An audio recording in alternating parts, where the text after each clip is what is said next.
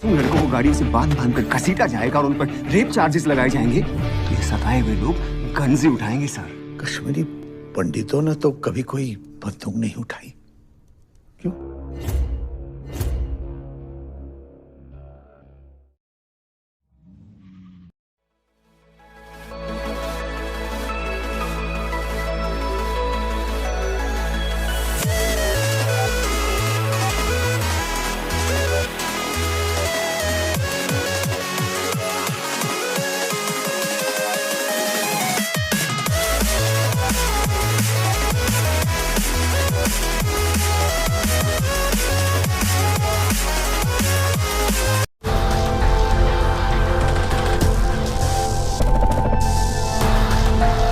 हुआ इतनी डाइवर्सिटी थी, आज डाइवर्सिटी नहीं है, जीरो डाइवर्सिटी है। वहाँ म्यूजिक नहीं है, आर्ट नहीं है, लिटरेचर नहीं, खाने में डाइवर्सिटी नहीं है। मैंने खाने के बारे में एक ट्वीट किया था, मैं वेजिटेरियन हूँ तो नहीं मिल रहा था, तो मैंने कहा भाई अब नया जो कश्मीर बन रहा है इसमें वेजिटेरियन खाना भी मिलना चाहिए। तो उन्होंने फतवा इशू कर दिया मेरे नाम पे। उन्होंने कहा आप कौन होते हैं हमारे खाने के बारे में बोलने वाले। और अल्टीमेटली 20-30 सिक्योरिटी के साथ हमें कश्मीर से वापस आना पड़ा। तो ना डाइवर्सिटी है, कुछ भी नहीं है। ये जो फिल्म है, जैसा आप सोच रहे होंगे शायद वैसी ना निकले, क्योंकि ये फिल्म एक बहुत ही अलग तरह के थॉट की है और ये इस बात पे एम्फेसिस देती है कि आप आपसी मतभेदों के साथ रह सकते हैं, आप झगड़ा करके मारपीट करके भी साथ में रह सकते हैं। कितने लोग हैं पड़ोसियों के झगड़े हो जाते हैं। आप दिल्ली में तो मैं रहता था तो 24 घंटे में देखता था ऊपर नीचे फर्स्ट फ्लोर सेकंड फ्लोर में बरसाती वालों का ग्राउंड। लड़कों को गाड़ी से बांध बांध कर घसीटा जाएगा और उन पर रेप चार्जेस लगाए जाएंगे तो ये सताए हुए लोग गंजी उठाएंगे सर। कश्मीरी पंडितों ने तो कभी कोई बंदूक नहीं उठाई। क्यों?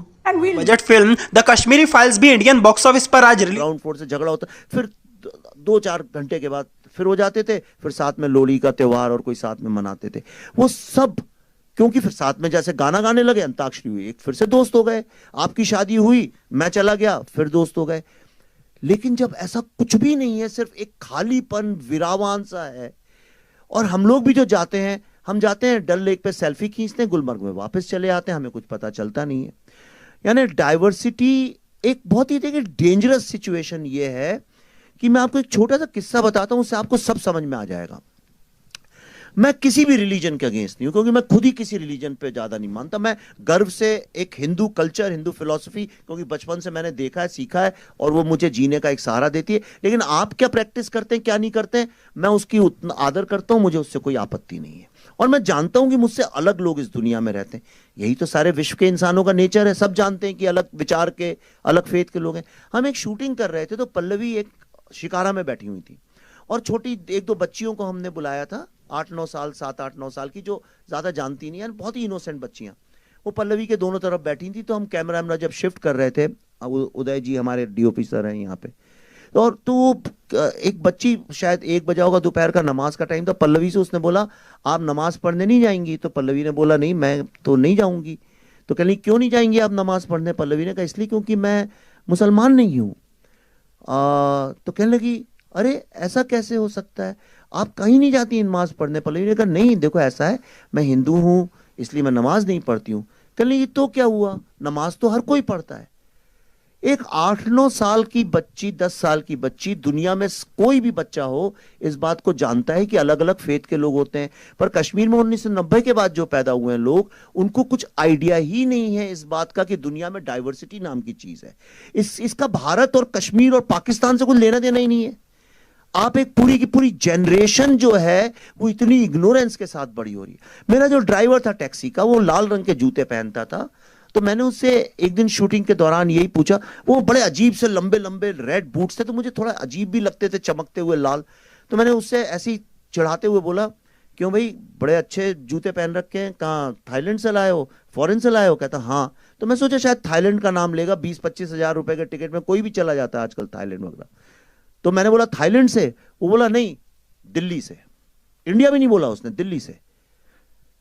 और मैं यकीन से कह सकता हूं, थोड़ी तो मैं भी समझ रखता हूं इंसान की, मैं आपको गारंटी से कह सकता हूं उसने जिस इनोसेंस से बोला था, उसको आइडिया ही नहीं था इस बात का कि वो जो कह रहा है वो गलत है। तो ये जो हमने क्रिएट कर दिया, ये फिल्म यही आपको बताएगी कि क्या होता है जब आप एक सोल को खत्म कर दें, कल्चर को, आर्ट, म्यूजिक, लिटरेचर, आर्किटेक्चर, इन सब चीजों को खत्म कर दें, तो वो किसका लॉस है? क्या वो कश्मीर का लॉस है? क्या वो हिंदू मुस्लिम का लॉस है? क्या वो भारत का लॉस है? या पूरी ह्यूमैनिटी का है? अगर कोई आज सिलिकॉन वैली को जाकर डिस्ट्रॉय कर दे तो वो किसका लॉस है? वो आपका और हमारा भी तो लॉस है। लेकिन हम तब तक उसको अपना लॉस और डेंजर नहीं समझते जब तक वो गोरेगांव या बोरीवली तक आके वो खड़ा ना हो जाए आपके सामने, या दिल्ली में गुड़गांव या फरीदाबाद तक ना आ जाए। हमारे तो किसी और का प्रॉब्लम है, देख लेंगे। पर ये फिल्म देखने के बाद अपने जीवन में मैं गारंटी करता हूं आप कभी ऐसा नहीं सोच पाएंगे। So be prepared before you see this film. Vivek sir, Priyanka Singh, Dainik Jagran से। जब आप रिसर्च कर रहे थे फिल्म के लिए, आपने कहा था कि बतौर फिल्म मेकर मुझ में एक बदलाव आएगा, और अभी थोड़ी देर पहले भी आपने एक शब्द का इस्तेमाल किया अपने लिए, अपना नाम आपने कहा विवेक अग्निहोत्री 2.0 वर्जन। तो क्या बदलाव है पहले विवेक अग्निहोत्री में और 2.0 वर्जन जो है, दोनों में क्या बड़ा बदलाव एक हुआ है? मुझे ज्यादा बोलने की जरूरत नहीं है, आप बस ट्विटर में जाइए और जिस डेट को मैंने इसका रिसर्च शुरू किया था उस डेट के पहले मुझे देखिए, उसके बाद देखिए। सारा ये क्रिएटिव कॉन्शियसनेस, सुबह स्पिरिचुअलिटी की बात, उसी के बाद सारी शुरू हुई है। पर एक जो बदलाव मेरे में, पल्लवी में, हमारे दोनों बच्चों में जो आया, क्योंकि हमारे दोनों बच्चों को हमने इसलिए इन्वॉल्व किया था, ट्रूथ कितना भी ज्यादा कड़वा हो, कुछ हो, यही उम्र है 18-19 साल की जब तुम्हें समझ में आना चाहिए कि क्या होता है जब ह्यूमैनिटी नहीं होती है। मेरा विश्वास कल्चर, आर्ट, लिटरेचर, इन चीजों पे इतना ज्यादा बढ़ गया है, मुझे समझ में आ गया है वही सोसाइटी सबसे ज्यादा सुखी है जहां पे डाइवर्स कल्चर है, डाइवर्सिटी जहां पे है। आज भारत, सब कहते हैं 5000 साल से we have survived the oldest civilisation in the world. क्यों है? क्योंकि इतनी डाइवर्सिटी दुनिया में कहीं भी नहीं है जितनी हमारे यहाँ है। तो मेरा विश्वास डाइवर्सिटी पे बढ़ गया है। और मुझे एक बात तो जरूर समझ में आ गई है कि हम ह्यूमन राइट्स की बात करते हैं। मैंने तो अपनी जिंदगी में जिस ह्यूमैनिटी की हम बात करते हैं